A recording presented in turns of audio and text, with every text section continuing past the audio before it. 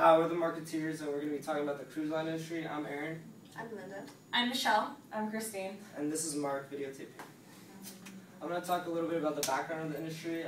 Basically, the cruise line industry is part of a larger industry called the ocean and coastal transportation in the U.S. When the cruise line industry started in 1970, around 500,000 people attended cruises to now nearly 16 million people. Cruise ships have evolved over the years by adding tons of amenities and tons of perks to make it a better cruising experience. Okay, so I'm going to be talking a little bit about the growth. So cruise lines really started to grow around 1970, and since then there has been a 2,100% increase in the entire industry. And with this increase has led to a really big economic benefit to America personally by generating 314,000 American jobs and also generating $35.1 billion alone in 2009. Since this industry has been steadily growing, obviously we need to keep adding ships. And currently in 2013 to 2014, we're going to be adding 8 new ships to the sea. And with those ships, it'll be making $2.3 billion alone just in the industry, and also adding a capacity for 18,000 more travelers to get the experience. And also, this is going to be making a lot more diverse ports available in the sea for customers. And even though this does seem like a very successful market, 20% of adult Americans are all that have really traveled on the cruise experience. So it's still a huge untapped market and still a great potential for growth. Yeah, I'm going to talk about the macroeconomics of the company. The economic effects, basically as the economy does worse, so does the cruise line industry, and as it does better, the cruise line industry does better. Some of the regulatory factors include the House and Senate introduced 9 new bills in the last 9 years. Some technological advances, basically adding tons of amenities, and they're now like over 16 stories high, look like miniature cities almost. The demographics include ages around 25 and up to incomes of 40,000 and higher. And the main competitor is Carnival cruise ships. And that's Alright, I'll be talking about the macroeconomics.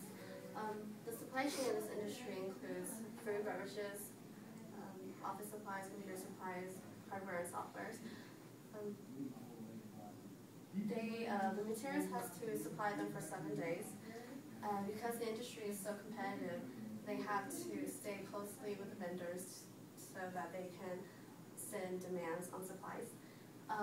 2 of the famous distributors are Fair Markets and Nexon. Labor rights are very difficult to maintain because there is no reporting mechanism that exists. The Maritime Labor Convention sets limits on the hours of employees, and the maximum hour that they can exceed is 14 hours within a 24-hour period. And these hours are significantly higher than any other industries.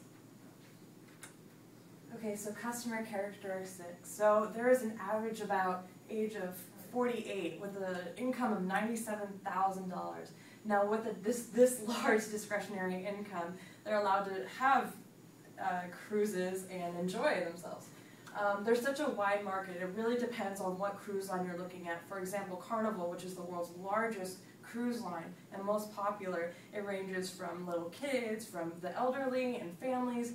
But for different cruise lines, such as Celebrity Cruise Line ship, they have an average age of about 35 years old with an income of $100,000 a year. So they can't afford these amenities and can enjoy themselves as well.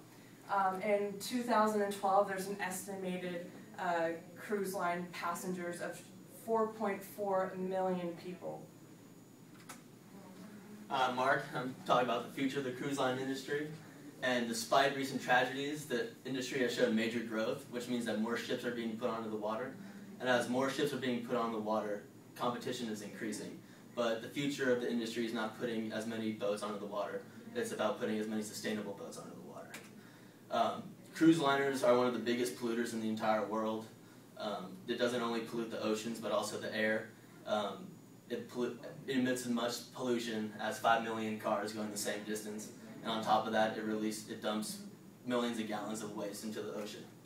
And in that waste includes gray water, which is from sinks and showers, human sewage, oily water, sewage sludge, and even hazardous waste.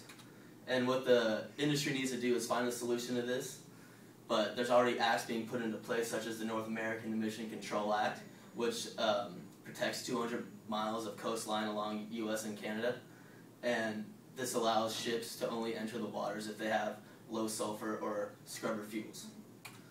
And the future of the market is basically just to make the ships as sustainable as they possibly can be. Once this is achieved, they'll be able to rebuild their reputation, which in turn will be able to build their business. And thank you for listening. We've been Market-teers, and hope you enjoyed it.